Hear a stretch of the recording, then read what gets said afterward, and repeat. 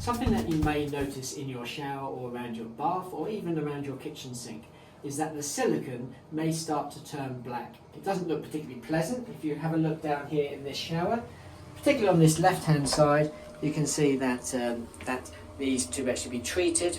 So what I'm going to do is use some bleach, okay, and I'm going to use some kitchen roll, but you can also use toilet paper. And this is what I'm going to do. I'm going to put the bleach around the silicone, and then I'm going to put this kitchen roll into it and push it in to the actual silicone, and then I'm going to leave it there for as long as possible, preferably a whole day until your next shower, but a few hours should work as well. Okay, so let's come down here.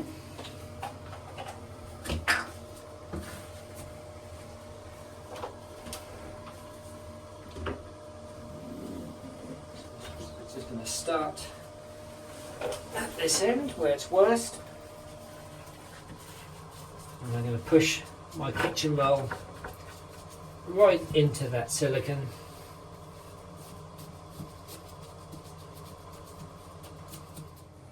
Okay, so I've just finished laying all the kitchen roll around the edge of the shower tray. As you can see, I've pushed it in and wedged it nice and tight.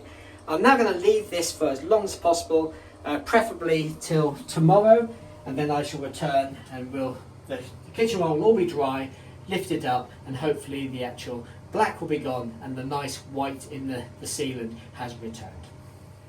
So here we are, returned to the house the following day, and the kitchen roll has all been removed, and where you could see black right up in that corner, the silicone has now returned to a good state of white. A little bit of black still in the very corner there, and again around this side, just tucked in the corner, so maybe treat that again. But on the whole, that's a vastly improved shower tray sealant.